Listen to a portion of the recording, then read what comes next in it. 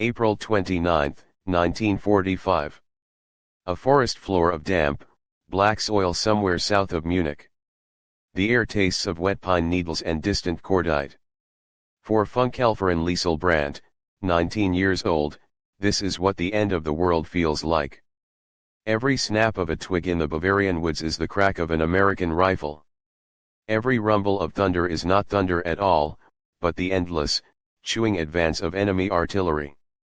She is huddled in a shallow ditch with 5 other women from her Luftwaffe Signals Auxiliary Unit.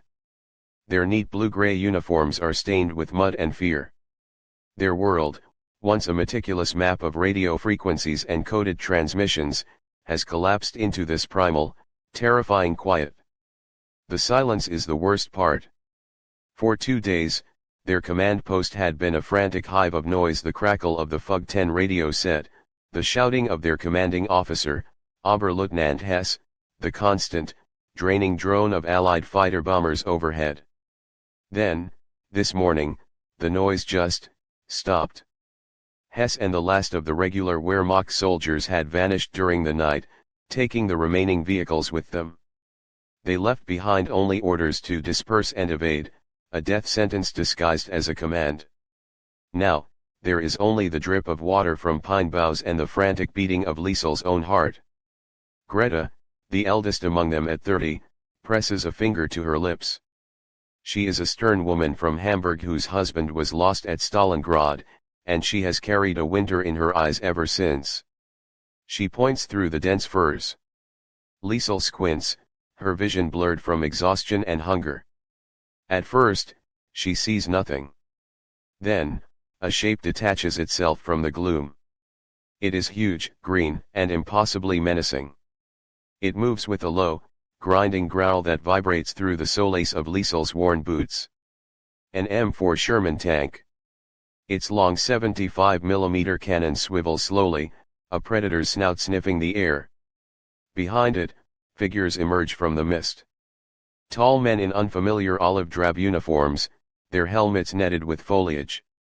They carry their rifles, M1 Garands, not slung over their shoulders but held at the ready, a casual posture of lethal competence. This is it. The moment they have been taught to fear since they were children in the Bund Deutsche Armada. The gangster soldiers from America. The mongrel race Goebbels had screamed about on the radio, come to defile the homeland. Liesel's hand instinctively goes to the small pocket knife in her coat, its blade barely 2 inches long. A pathetic defense. A final, useless gesture of defiance. One of the younger girls, a 17-year-old named Eva, begins to sob, a choked, hopeless sound. Greta shoots her a look that is not unkind, but firm. Silence. Do not show them fear. The American soldiers move with a weary efficiency. They spread out, leapfrogging from tree to tree, their movements economical and practiced. They are not the goose-stepping automatons of German newsreels, nor are they the savage beasts of propaganda. They just look tired. Their faces are smudged with dirt and stubble. One of them, a boy who can't be much older than Liesel, stops 20 yards away, chewing on something. He scans the woods, and for a terrifying second, his eyes seem to lock directly onto their hiding place. Liesel stops breathing. The forest holds its breath with her. He turns his head and spits. Then he raises his rifle and shouts something in his alien tongue. Clear on the right. Suddenly, the world erupts. Not with gunfire, but with voices. Shouts from all directions. They are surrounded. Greta slowly raises her hands, her face a mask of grim acceptance. Hand hoch, she mutters to the others. It's over. Liesel's arms feel like lead as she lifts them above her head. The pocket knife feels like a useless stone in her pocket. She rises from the ditch, her legs trembling, and steps into the clearing. The other women follow, a small, pathetic flock of surrendered sheep. The American soldiers converge on them. They are so tall. Their gear clinks and jingles canteens, ammo pouches, entrenching tools. The smell of them is foreign, damp wool, gun oil, and something sweet, like tobacco. A soldier with sergeant's stripes on his sleeves approaches Greta, his rifle pointed at the ground but ready. He barks a question. Greta, who knows some English, shakes her head. We're sinned. Hell for an N. No soldiers. The sergeant looks them over, his eyes lingering for a moment on their youth, their disheveled state. He says nothing, his face giving away no emotion. He gestures with his rifle for them to walk toward the track road where the tank waits, its engine idling like a sleeping dragon. As they are herded together, Liesel glances at the young soldier who first spotted them. He is watching her, his expression not cruel, not triumphant, but something she cannot place. It is a look of profound, soul-deep weariness. They are pushed into a small clearing, away from the road, and told to sit. There, under the watchful eyes of their captors, the waiting begins. And with the waiting, the real fear truly takes root. An hour bleeds into two. The damp chill of the Bavarian forest floor seeps through Liesel's thin coat, a cold that has nothing to do with the weather. The American soldiers have formed a loose perimeter around the clearing. They move with an unsettling casualness, as if capturing a handful of female auxiliaries is the most mundane part of their day. For them, it probably is. They speak in low, rumbling tones, the English language a series of soft consonants and drawn-out vowels that sounds impossibly foreign. A few of them have lit cigarettes, the smoke hanging in the damp air, mingling with the scent of pine and wet earth. Each time a soldier moves, each time a metal canteen cup clinks against a belt, the women flinch. You are there, in that clearing, and you can feel the oppressive weight of their silence. It is a silence born of absolute uncertainty.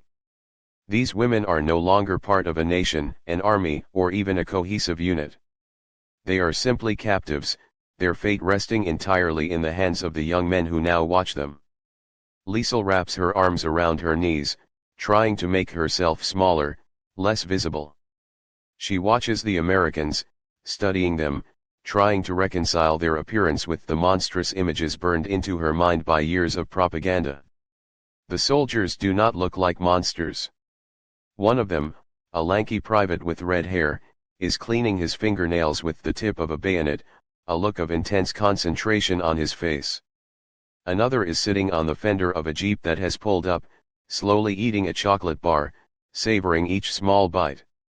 The young private who had stared at her earlier now stands guard near the edge of the clearing. His name, she would later learn, is PFC Frank Miller, of the 179th Infantry Regiment, 45th Infantry Division. He is 20 years old, a farmer's son from Nebraska, and he has seen more death in the last year than most men see in a lifetime. He has seen the snows of the Vosges Mountains, the mud of the Rhineland, and just 2 days ago, he had walked through the gates of a place called Dachau. The things he saw there have hollowed out his eyes.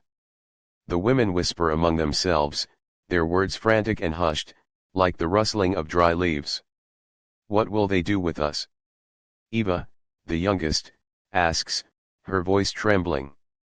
They will send us to camps, Greta says, her tone flat, attempting a stoicism she does not feel. We are prisoners of war. But her words are a thin blanket against a Siberian winter. They have all heard the stories, the whispers that passed from soldier to soldier, the rumors from the east about what the Russians did to German women. They had been told the Americans would be no different. The stories were a weapon, meant to stiffen their resolve, to make them fight to the last. Now, that weapon has turned on them, poisoning their minds with terrifying possibilities. Liesel remembers a poster in her barracks. It depicted a grotesque American soldier, a brutish figure with an ape-like face, clutching a terrified German girl, his shadow falling over a ruined cityscape. The caption read, "This is the enemy." She looks at Private Miller. He is not a grotesque ape. He is a boy. A tired boy with a rifle, staring into the trees, his thoughts 1,000 miles away. The disconnect is dizzying. The sun begins to dip below the towering pines, casting long, distorted shadows across the clearing. The temperature drops.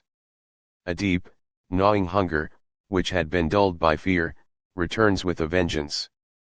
It's a hollow ache in the pit of Liesel's stomach. She cannot remember her last real meal. A piece of stale bread yesterday morning? A thin, watery soup the day before? The soldier on the jeep finishes his chocolate bar, carefully folding the wrapper and putting it in his pocket. The sight of it, the simple act of eating, is an exquisite torture.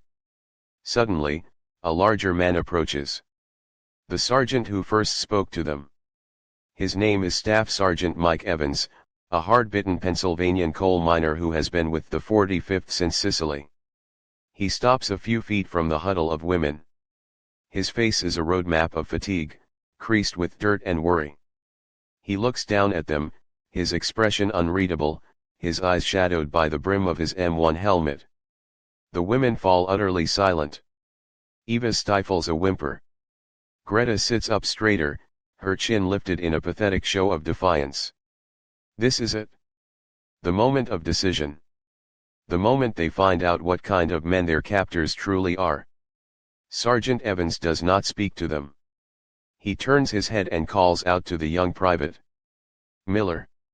Go get some K-rats from the half-track. The hot cans. And some bread. Private Miller nods, his gaze flicking for a second toward the women before he turns and jogs toward the road. The sergeant continues to stand there, a silent, imposing statue in the gathering gloom. The women watch him, their hearts pounding in a collective rhythm of terror. They don't understand the words, but they saw the exchange. An order has been given. A soldier is being sent to fetch something.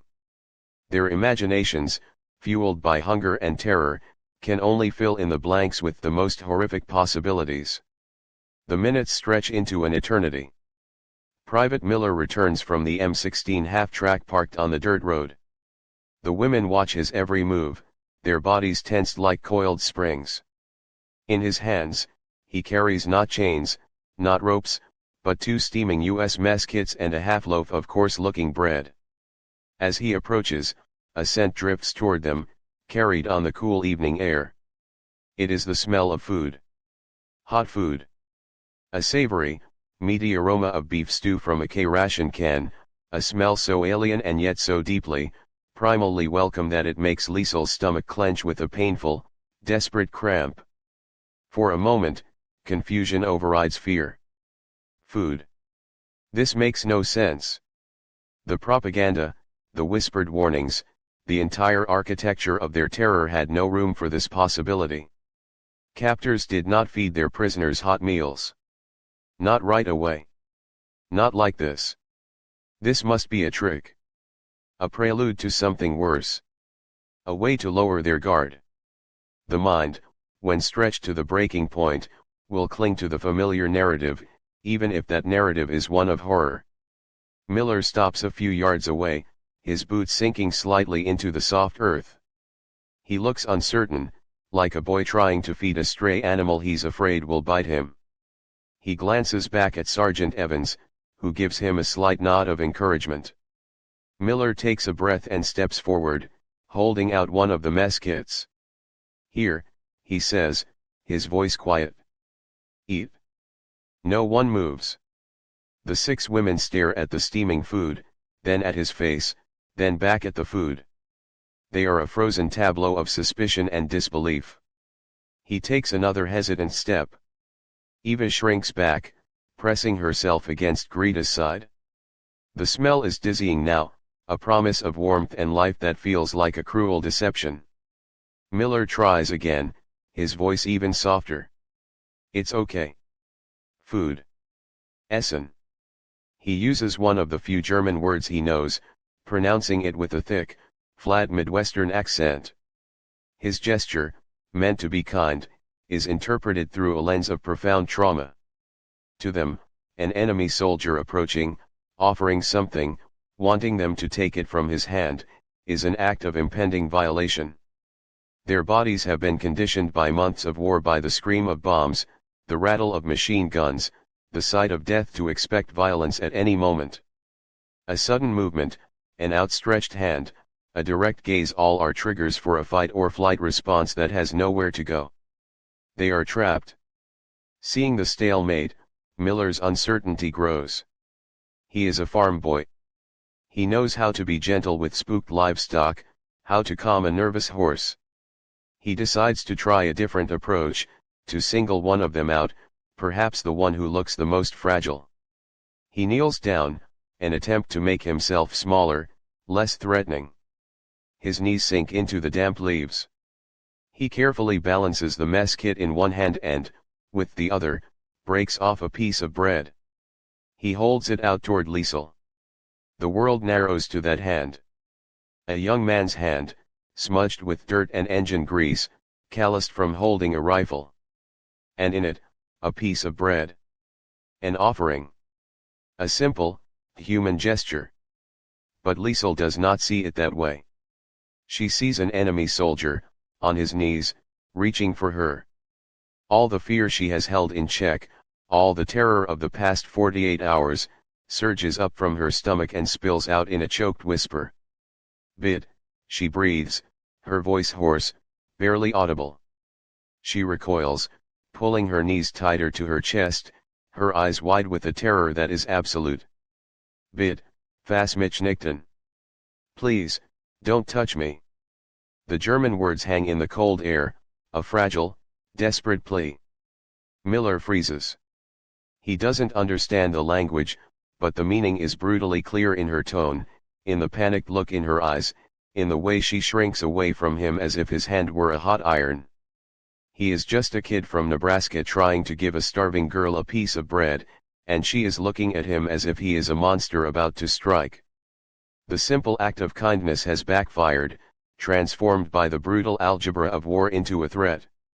He remains kneeling in the mud, the bread still in his outstretched hand, the silence of the forest pressing in on all of them. The moment hangs, suspended and sharp. Private Miller is frozen on one knee, the bread an unanswered question in his hand. Liesel is pressed into the earth, her whispered German plea echoing in the space between them. For the American soldiers watching, it is a moment of profound, uncomfortable clarity. They are not just fighting an army, they are fighting a ghost, the ghost of Joseph Goebbels, of years of relentless propaganda that has taught these women to expect nothing but brutality from men like them. Staff Sergeant Evans lets out a long, slow breath, the sound a mix of frustration and pity. He has seen this before, in France, in Italy. The fear that clings to civilians, the ingrained terror of the enemy. He steps forward, his heavy boots making soft thuds on the forest floor. He doesn't loom over the women. Instead, he stops beside Miller, creating a buffer. He looks down at Liesel, not with aggression, but with an expression of deep, paternal weariness. He speaks, his own German a clumsy, broken thing he learned from his grandfather, a collection of rough-edged words. "Essen," he says, his voice a low rumble. He points to the bread. "Gut." He thumps his own chest lightly. "Amerikaner. Keen problem. Food. Good. American. No problem." It's pidgin German, barely a sentence, but it's delivered with a calm authority that cuts through some of the panic. He then looks at Miller and gestures toward the ground. "Put it down, kid. Just set it down and back away." Understanding dawns on Miller's face. The problem isn't the food, it's the act of offering. It's the proximity, the touch. He carefully places the mess kit on the damp leaves, a few feet in front of the women. He sets the half-loaf of bread beside it. Then, slowly, he rises and takes 2 steps back, rejoining the line of his fellow soldiers. He and Evans now stand with the others, watching, waiting. They have made their offer. The next move belongs to the prisoners. For a full minute, nothing happens. The steam still rises from the stew, its rich scent thick in the air. The women stare at the offering on the ground as if it might be a landmine. You can almost see the war raging inside their heads, the battle between instinct and indoctrination. The instinct for survival, the primal, screaming need for food, is at war with the carefully constructed fear of their enemy. Then, Greta moves. The stoic woman from Hamburg, the one who lost everything at Stalingrad, makes a decision. Her movements are slow, deliberate, each one measured. She pushes herself forward onto her hands and knees and crawls the short distance to the mess kit. She ignores the stew. Her eyes are fixed on the bread. With a trembling hand, she reaches out and breaks off a small piece. She does not put it in her mouth immediately. Instead, she sits back on her heels, holding the bread, and stares directly at Sergeant Evans. It is a look of pure defiance, a challenge. She is testing them. See. I am taking your food. What will you do now? Evans does not react. He simply stands there, his hands resting on his hips, his expression unchanged. After a long moment, Greta looks away from him and puts the tiny piece of bread in her mouth. She chews slowly, deliberately. Then she looks at Liesel, at Eva, at the others. She gives a short, almost imperceptible nod. It is permission. It is an all clear. The spell is broken. The other women surge forward, not in a rush, but with a desperate, shaky slowness. They huddle around the mess kits and the bread, tearing off pieces, scooping up the hot stew with their fingers, their movements jerky and uncoordinated. They eat with a raw, animal hunger, their eyes still darting toward the American soldiers between bites. The GIs watch the scene in silence. The sounds of combat have been replaced by the quiet, desperate sounds of starving women eating.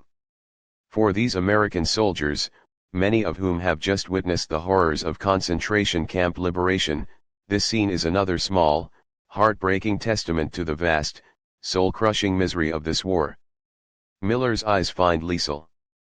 In the quiet scramble for food, she has been left behind. She remains where she was, huddled in a ball, shivering. Whether from weakness, or from a fear that still runs too deep, she hasn't moved. The others are too consumed by their own hunger to notice. Miller feels a pang of something pity, responsibility. He walks forward again, but stops a good 10 feet away. He picks up a small piece of bread that had broken off the loaf. He doesn't approach her. He doesn't want to frighten her again. He kneels down once more, right where he is. He places the piece of bread on the palm of his hand, holding it open and flat, the way you would offer a sugar cube to a skittish horse. He doesn't speak. He doesn't move closer. He simply waits, his hand held out, an offering of trust across a chasm of fear and hatred. The clearing is hushed, save for the soft sounds of the other women eating. All of Liesel's attention is fixed on the young American soldier kneeling in the dirt. He is a statue of patience. His hand is steady, his palm open, the piece of bread resting on it like a sacrament. It is not a command. It is not a threat. It is an invitation, offered without condition. For Liesel, who has lived for years in a world of harsh commands, rigid expectations, and brutal consequences, this quiet, passive gesture is the most confusing thing she has ever witnessed. You can see the war in her eyes. One part of her brain, the part conditioned by the party, by the newsreels, by the panicked rumors, screams that it is a trap. That the moment she reaches for it, his hand will snap shut like a steel jaw, and the kindness will evaporate, revealing the monster beneath. But another part of her, a deeper, more ancient part, recognizes the truth of the scene. The hunger in her belly is a fierce, undeniable reality. And the boy's eyes, they are not the eyes of a monster. They are just tired. They are sad. She looks at Greta, who is now methodically eating a piece of bread, her gaze distant. She looks at Eva, who is weeping silently as she scoops stew into her mouth with her fingers, tears of relief and misery mingling on her cheeks. They are eating. They are safe. The monster has not appeared. Slowly, as if lifting a weight of 1,000 pounds, Liesel's own hand begins to move. It trembles violently, a visible manifestation of the conflict raging within her. She pushes herself onto her knees. She crawls forward, one agonizing inch at a time, her eyes never leaving Private Miller's face, searching for any flicker of deceit, any hint of aggression. He does not move. He does not even blink. He just waits, his hand held out. She stops just within reach. Her own hand, thin and pale, smeared with dirt, hovers over his. For a heartbeat, she hesitates. Then, she reaches out. Her trembling fingertips make contact with the rough skin of his palm. It is the first time she has touched an enemy soldier. There is no jolt of electricity, no violent recoil. There is only the slight warmth of his skin against hers, a shocking, unexpected anchor of simple human connection in a world gone mad. With fumbling fingers, she plucks the piece of bread from his hand. She pulls her hand back as if burned and scurries back to her spot, clutching the bread to her chest like a priceless treasure. She looks at it, this small, coarse piece of American field bread. It feels solid. It feels real. As she brings it to her lips, the dry, starchy taste filling her mouth, the tension that has held her rigid for days finally, irrevocably, snaps. A single, silent sob escapes her. It is not a sound of pain or fear. It is a sound of overwhelming, bone-deep, and utterly bewildering relief. The world she was taught to believe in, a world of clear-cut enemies and monstrous caricatures, has just been fractured by a piece of bread and a quiet act of patience. Seeing that she has eaten, Sergeant Evans gives a slight nod. "Okay, let's give em some space," he says quietly to his men. The GIs, who had been watching the small drama unfold, turn away. They go back to cleaning their rifles, smoking their cigarettes, melting back into the perimeter. They give the women the gift of privacy, an acknowledgement that what is happening among them is something personal and profound. In the deepening twilight of the Bavarian forest, the 6 German women eat. They are prisoners of a foreign army, their country is in ruins, and their futures are a terrifying blank. Nothing about their dire situation has fundamentally changed. And yet, everything has changed. The immediate, suffocating fear of their captors has been replaced by a fragile, tentative shoot of something else. It is not yet trust. It is not hope. It is simply the stunning, world-altering realization that the enemy, the monster they were so certain they would meet, is instead just a group of tired young men, capable of an unexpected and inexplicable act of grace. Liesel Brandt takes another small bite of bread, and for the first time in a very long time, a single tear, hot and real, traces a clean path through the grime on her cheek.